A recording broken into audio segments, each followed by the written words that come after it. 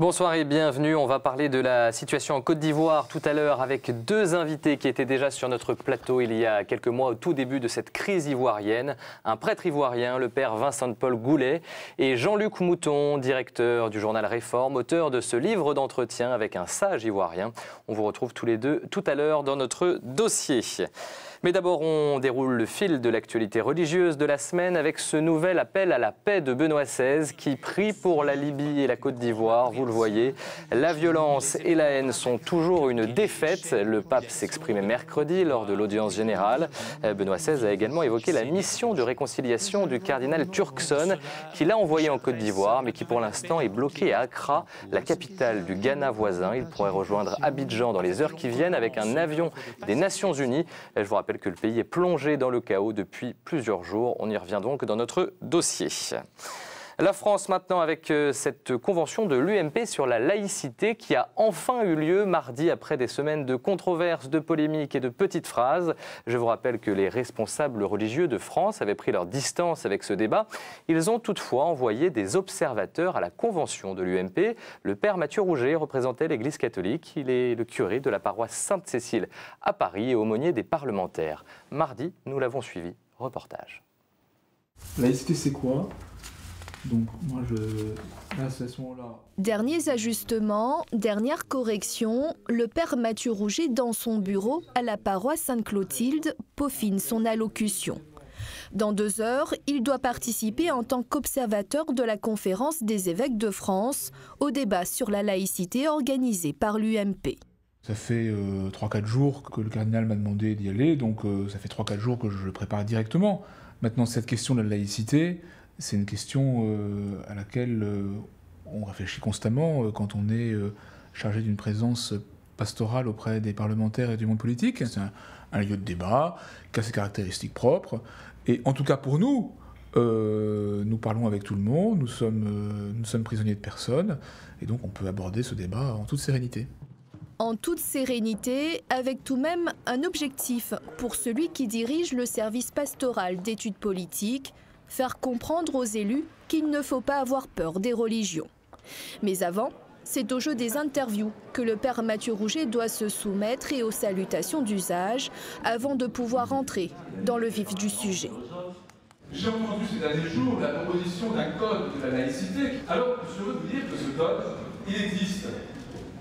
C'est la liberté religieuse et le régime des cultes en droit français, un travail que l'Église catholique a fait avec de nombreux juristes en 2005.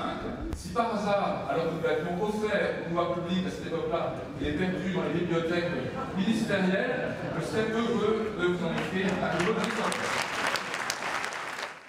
J'ai essayé de dire combien c'était important pour l'Église catholique de donner un message de pragmatisme en matière de laïcité et aussi de respect profond de la religion qui n'est pas une menace pour la démocratie aujourd'hui, qui peut même être une aide. En tout cas, catholiques, protestants, musulmans et juifs se sont unis pour rappeler aux responsables politiques que la laïcité, c'est avant tout un art de vivre. Oui, on a bien sûr suivi le père Mathieu Rouget, curé de la paroisse Sainte-Clotilde et non Sainte-Cécile, comme j'ai dit tout à l'heure avant dans le lancement du reportage. Quelques heures avant le commencement de ce débat à Lourdes, le président de la conférence épiscopale ouvrait l'assemblée plénière des évêques de France. Dans son discours, le cardinal André XXIII a évoqué ce débat sur la laïcité. On l'écoute.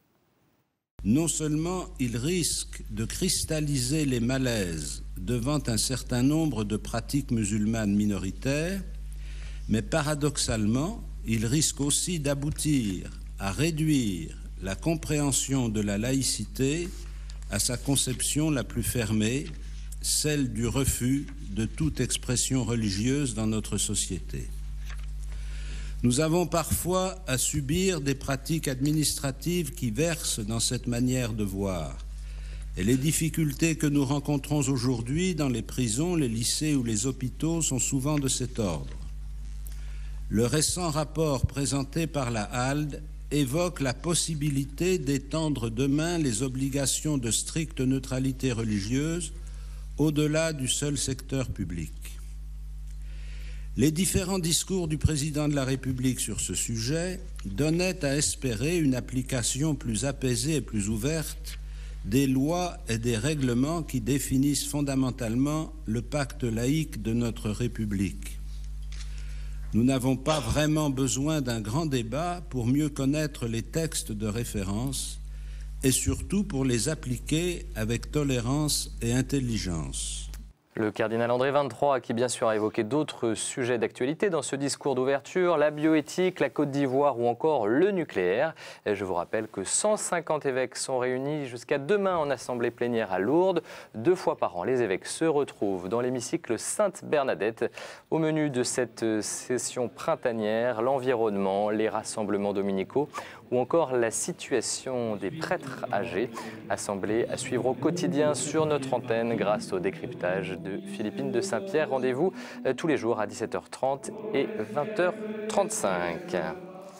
Et puis je vous présente un nouveau, Monseigneur François Fonlupt. Dimanche, le pape l'a nommé évêque de Rodez. Jusqu'à présent, il était vicaire épiscopal pour l'archidiocèse de Clermont. Il est plutôt bien accueilli par les anciens, vous le voyez ces jours-ci à Lourdes. Voilà, on a discuté avec quelques collègues. Voilà, et puis on reste dans la cité mariale puisque les sanctuaires de Lourdes ont présenté lundi leur bilan de l'année 2010, l'occasion de redonner une explication de texte quant à la guérison inexpliquée de Serge François qui vit dans le diocèse d'Angers et dont on vous parlait la semaine dernière. Un cas de guérison remarquable selon Monseigneur Delmas, l'évêque d'Angers, qui ne parle pas de miracle, un glissement sémantique qui convient aux médecins des sanctuaires. Interrogé par la presse, j'ai lu en France, Monseigneur Delmas a été demandé pourquoi pas un miracle. Et il a dit, si vous lisez ma déclaration, il y a tous les éléments du miracle, mais de l'appeler un miracle, il me semblait présomptueux. Je l'ai trouvé un acte de grande humilité. C'est un acte de grand encouragement aux médecins et au réseau médical de Lourdes parce que la rigueur scientifique, la prudence, cette conscience d'être ici à rendre un service à la vérité est beaucoup encouragée par l'acte public que Monseigneur l'évêque d'Angers a accompli dimanche dernier. Un visage maintenant, celui de Pierre-Adrien Toulorge, un prêtre français guillotiné en 1793 à Coutances, en Normandie. Rome a annoncé sa prochaine béatification. Le pape avait déjà autorisé la semaine dernière la béatification d'une religieuse française, elle aussi victime de la terreur révolutionnaire. Depuis mardi, encore pour quelques heures, normalement, les sénateurs examinent le projet de loi de bioéthique, texte adopté par l'Assemblée nationale il y a quelques mois, mais que la Commission des affaires sociales du Sénat a profondément modifié sur plusieurs points. Elle autorise notamment une recherche encadrée sur l'embryon humain, alors que les députés avaient maintenu son interdiction de principe. Un revirement qui inquiète un certain nombre de médecins qui ont signé un texte pour alerter le monde scientifique. On écoute l'un des signataires de ce texte, le docteur Bertrand Galichon, président du comité catholique des médecins. Il souhaite que les sénateurs reviennent à la formule initiale des députés. On l'écoute. Les députés ont voté une interdiction encadrée. D'accord ? Ce n'est pas une interdiction ferme et définitive. D'accord ? Il s'agit d'accompagner avec du sens l'évolution de la science. D'accord ? Donc il ne s'agit pas de faire de la science sans conscience, il s'agit d'accompagner l'évolution du savoir avec une connaissance de la personne. D'accord ? Donc il ne s'agit pas de faire un frein absolu, systématique, réactionnaire, non. Il s'agit de savoir exactement où on met les pieds, qu'est-ce qu'on fait. Et là, dans une dérive très utilitaire, scientifique, voire scientiste, on risque de perdre justement ce sens que l'on cherche. Là, de passer à l'autorisation, on franchit un cap qui me paraît extrêmement dangereux et sur lequel on risque de ne pas pouvoir revenir en arrière. Oui, d'autant que la recherche sur les cellules souches adultes permet aujourd'hui d'arriver à de très bons résultats selon de nombreux chercheurs. Par ailleurs, le Sénat a finalement décidé aujourd'hui de maintenir l'anonymat pour les donneurs de gamètes. Et puis enfin, dans un autre dossier, je vous rappelle que la Cour de cassation a estimé que la France n'avait pas l'obligation de reconnaître sur les registres d'état civil les enfants nés d'une gestation pour autrui à l'étranger. Voilà pour l'actualité de la semaine. Tout de suite, le billet du père Jean-Robert Armogat qui, cette semaine, nous parle de laïcité, bien sûr.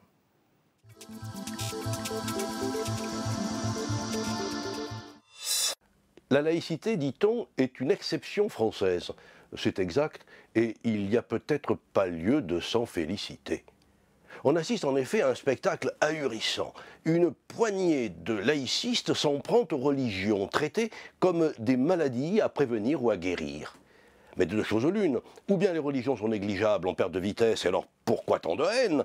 Ou bien elles représentent, comme je le crois, les convictions profondes d'une majorité de Français, et alors de quel droit les traiter de la sorte?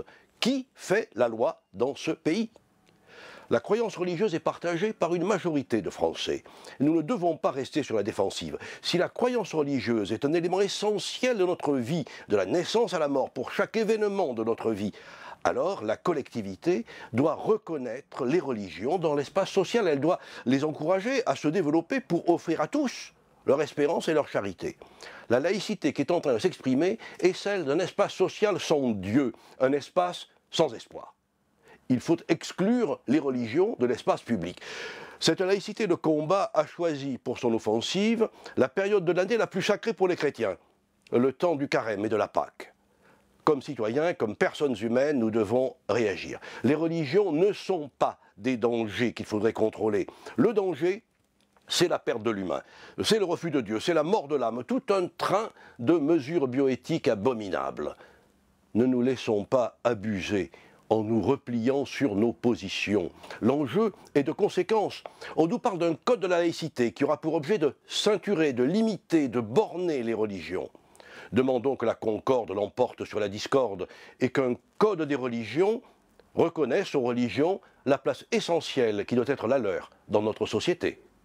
Merci Père Armogat. Tout de suite, quelques-unes de vos hebdos chrétiens ce jeudi.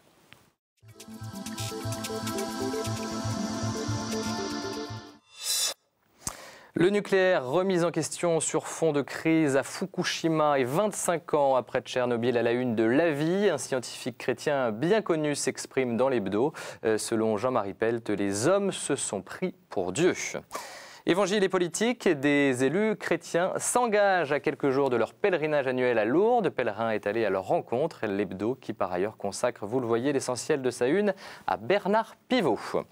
Avec ce beau soleil ces jours-ci, un air de vacances à la une de Famille chrétienne, comment choisir son camp d'été? De nombreuses propositions pour les ados, c'est aussi l'occasion de grandir dans la foi. Et puis célébrer autrement dans Réforme. En France, dans les églises protestantes, réformées ou évangéliques, des pasteurs inventent de nouvelles façons de célébrer. Par ailleurs, l'hebdo protestant s'intéresse à l'avenir de la Côte d'Ivoire. Que va faire Alassane Ouattara? Eh bien, on en parle tout de suite dans notre dossier.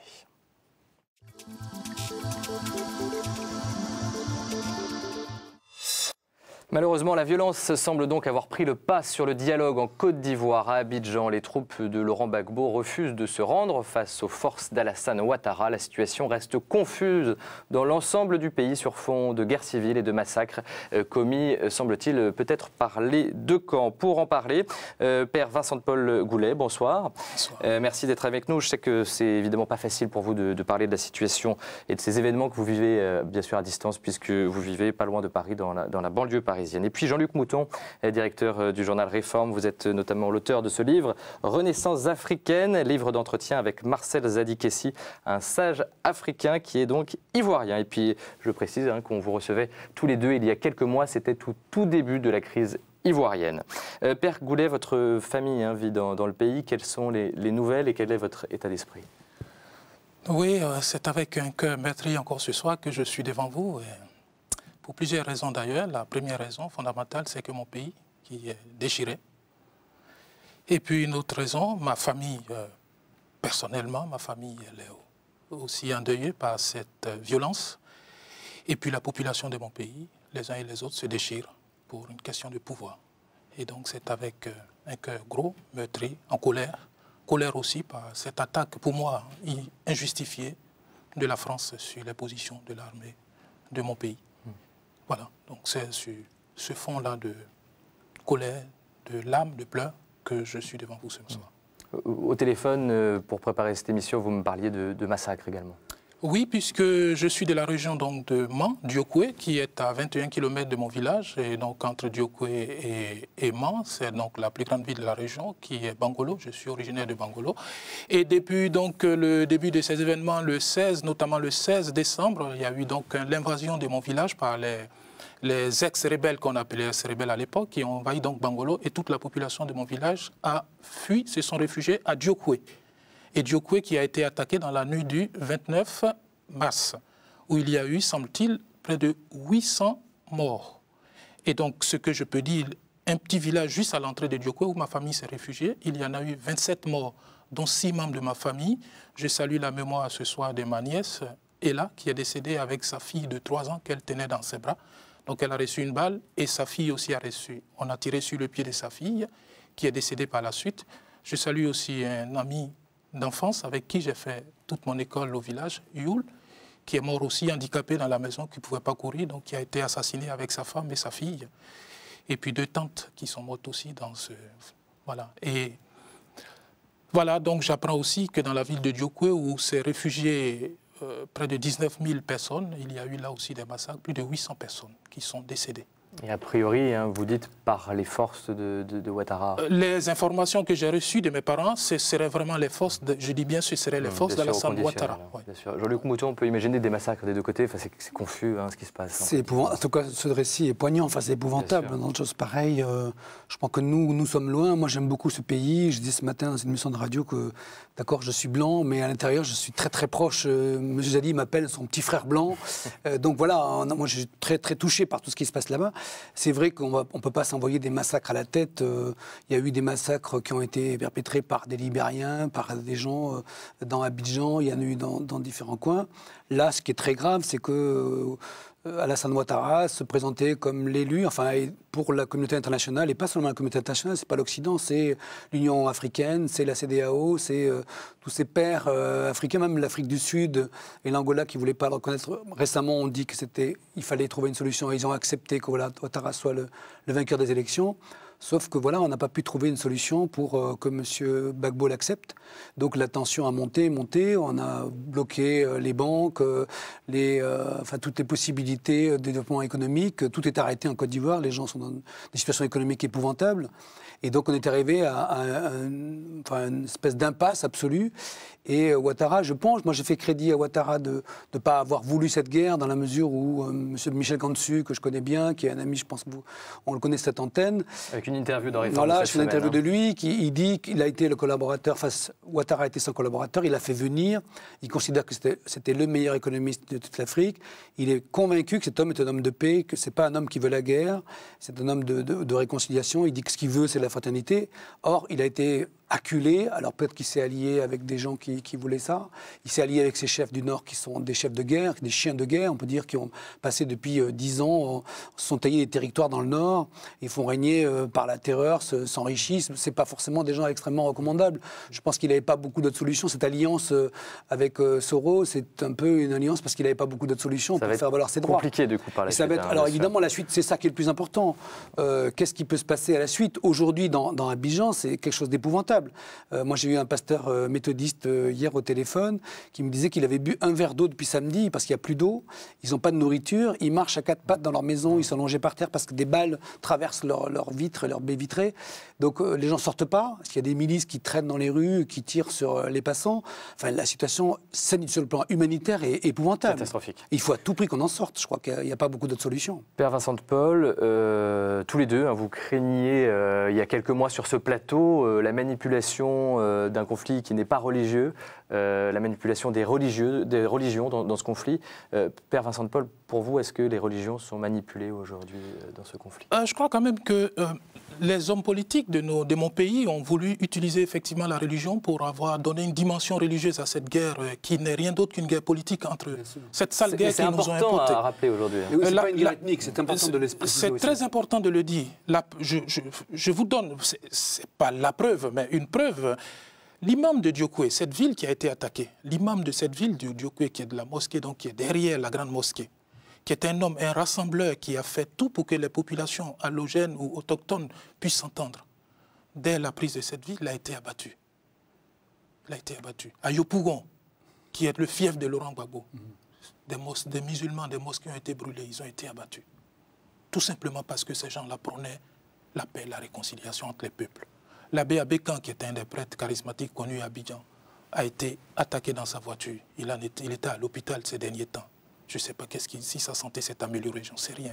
Donc, par ces attaques, on a voulu faire rentrer les religions dans cette sale guerre qu'ils nous ont importée. Mais au fond, ça reste, pour moi, une guerre politique entre deux hommes assoiffés de pouvoir. Jean-Luc Mouton, les chrétiens, notamment sur place, comment ça se passe? C'est ça qui est le plus grave. C'est pas tout à fait le Rwanda, mais on n'est pas très loin. Ce qui est terrible, ce que nous disions avec Michel Cantu, on parlait de pauvreté église, dans le sens où l'Église là-bas, et nous sommes tous responsables, les chrétiens n'ont pas été capables de se réunir avec d'autres croyants pour dire à ces hommes, écoutez, arrêtez. Enfin, c'est notre vie, la vie de ce pays vaut plus que vos ambitions politiques. Et personne n'a été capable de se mettre au milieu. Les églises évangéliques, pour parler d'elles, parce que je les connais assez bien, ont pris fait et cause pour Gbagbo. Ils sont très liés à lui. Est-ce que c'était le travail? Est-ce que c'est ça le rôle des églises, de prendre fait et cause pour un parti contre un autre? Est-ce que l'Église, là, s'est pas trompée? Les églises ne sont pas trompées d'engagement. Le cardinal d'Abidjan a eu aussi une attitude qui était très marquée sur le plan politique, a pris parti un petit peu pour l'ancien, voilà. Et donc on peut le regretter, c'est-à-dire que c'est difficile dans ces situations. Est-ce que c'est la proximité des pouvoirs? Est-ce que c'est les avantages du pouvoir? Est-ce que c'est des aides qui ont été données? Mais en tout cas, il y a là un peu une faillite de nous tous. Je ne dis pas que c'est les frères d'Abba, c'est nous tous qui n'avons pas été capables de nous mettre entre ces combattants, entre ces deux trains fous qui l'un contre l'autre. Maintenant, quand même, sur le plan objectif, je sais bien que c'est très difficile de dire ça, mais il y a eu des élections. Le premier tour, moi j'étais lors du premier tour. Le premier tour s'est bien passé, très bien passé. Tout le monde a accepté les résultats. Gbagbo ne les a pas contestés. Et entre le premier tour et le deuxième tour, il n'y a pas eu de changement, il n'y avait pas plus de manipulation, pas plus de pression. Sauf que le deuxième tour, il a contesté parce qu'il avait perdu. Est-ce qu'on ne peut pas dire qu'on peut accepter de perdre une fois? Les élections, c'est tous les 5 ans. Il aurait pu accepter de perdre cette fois-ci, se retirer, accepter les résultats, et puis être dans une opposition, comme on peut voir ça partout. Ça a été refusé. Gbagbo a dit pendant des mois et des mois, on gagne ou on gagne. Alors moi, je ne jette pas la pierre à Gbagbo, parce qu'on a fait des choses pas bien avec lui. Ce type est un type qui était, à l'origine, qui était un vrai opposant à Houphouët. Il a fait des choses formidables. Puis mais là, on l'a humilié. Voilà, on l'a humilié. La France n'a pas été bien. Je ne sais pas si aujourd'hui on a mal joué, mais en tout cas, on n'a pas été bien au cours de cette histoire-là. Et aujourd'hui, on est devant une impasse terrible parce que ces hommes veulent rien céder, pas un pouce. Alors maintenant, il va falloir penser aussi à la réconciliation, Père Vincent de Paul. Vous avez quelque chose à dire? Oui, j'ai quelque chose à dire. C'est vrai que le premier tour s'est bien passé, semble-t-il. Le second tour, est-ce que ça s'est bien passé? J'en sais rien. Mais pareil. Je reste ferme aujourd'hui sur ma position. Ça fait déjà 4 mois que nous avions des pertes de vie humaine dans mon pays. Et qu'est-ce que ça coûtait à la France, à l'ONU, de dire, bon, asseyons-nous et racontons ces voix? Moi, je dis ça, même si Alassane Ouattara gagne aujourd'hui, c'est qu'il va se faire. Il va gagner peut-être, parce qu'avec le soutien de l'international qu'il a, il va gagner peut-être. Même s'il gagne, pour la plupart des Ivoiriens du Sud, il restera un président tricheur. Parce que la vérité n'a pas été faite sur ces élections. Et ça, pour la réconciliation, c'est terrible. Pour la réconciliation, c'est terrible. En Haïti, sous l'égide de l'ONU, il y a eu des élections qui ont été organisées. On a récompté. Aujourd'hui, ils partent sur de nouvelles bases. Pourquoi, disons pourquoi est-ce qu'on a refusé de compter ces élections en Côte d'Ivoire? C'est tout simple. C'est tout simple, oui. Parce que le résultat aurait été le même. Parce que même si le résultat est le même, la vraie réalité du peuple ivoirien aujourd'hui, si le résultat est le même, la plupart des gens du Sud, ils ne supportent pas Gbagbo, mais ils ne supportent pas non plus l'injustice. Alors ça, c'est important parce que j'aimerais, il nous reste 2 minutes qu'on évoque quand même la réconciliation. C'est intéressant, bien sûr. Comment on va faire et les religions, est-ce qu'il y a de l'espoir encore Il y a bien sûr qu'il y a de l'espoir. Il faut qu'il y ait de l'espoir. Ce que dit Michel Cantu dans mon journal, dans Réforme, c'est que vraiment, il dit que le premier travail que va faire Ouattara, c'est d'essayer de travailler à la réconciliation de ce pays. Qu'il y ait eu des problèmes, dans l'élection ou pas.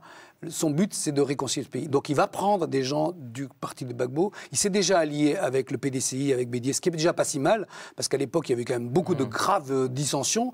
L'ivoirité a été inventée par Bédié pour éliminer Ouattara. Si ces deux se sont entendus, si on élargit cette espèce d'entente, si on fait un gouvernement d'union nationale, on peut espérer quand même que, alors si tout le monde s'y met, si les forces religieuses, toutes les communautés, qu'elles soient musulmanes, chrétiennes, catholiques ou évangéliques, se mettent ensemble, et je crois que c'est l'intention de Ouattara de les réunir, on peut avoir un espoir. Mais il n'y a pas d'autre solution que ce pays se réconcilie. Et je pense qu'il n'y a pas de raison de fond qui se réconcilie pas. Père Vincent de Paul. Nous avons de l'espoir. Ce peuple ivoirien a beaucoup de ressources. Je pense qu'il peut se reconstruire, peut se rebâtir. Ma seule prière aujourd'hui, c'est que l'un des deux candidats ne meure pas.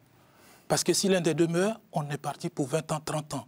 J'ai bel espoir, j'ai beaucoup d'espoir, beaucoup d'espérance. Je prie chaque jour pour que justement on arrive à ne pas tuer l'un des deux candidats. C'est vrai qu'il y a des peuples qui continuent encore de mourir aujourd'hui. Dans ma région notamment, où est l'ONU? Et les 800 personnes qui sont mortes, dont on parle dans les journaux, je ne sais pas les chiffres exacts, c'est ce que j'ai entendu dans les journaux. L'ONU, le camp de l'ONU est à 100 mètres du camp à Carrefour, à Diokwe, où ils ont été massacrés. Où sont-ils? Au nom de l'humanitaire aujourd'hui, ils ont bombardé le camp de Gbagbo. Pourquoi n'ont-ils pas bombardé les rebelles qui assassinaient ces populations? C'est toute ma colère aujourd'hui vis-à-vis de cette... Et Sarkozy, avec son gouvernement, qu'ils aillent au moins donner des médicaments à ces peuples à qui on a imposé un embargo de médicaments depuis des mois, qui meurent. On va devoir s'arrêter là, ce seront les questions de la fin, Père Vincent de Paul, mais bien entendu, on comprend votre colère et je sais que pour vous, ce n'était pas facile de venir témoigner. Merci Jean-Luc Mousson d'être venu ici sur ce plateau. Je rappelle le titre de votre livre, Renaissance africaine aux éditions des Îlots de Résistance, livre d'entretien avec Marcel Zadi Kessi, un sage africain qui est aussi ivoirien et on a bien besoin de paroles de sagesse en ces temps difficiles. Voilà, et puis le temps aussi de vous signaler un fort séisme de magnitude 7,4 s'est produit aujourd'hui à une quarantaine de kilomètres des côtes nord-est du Japon. On en saura bien sûr plus dans les heures qui viennent. À très vite sur KTO.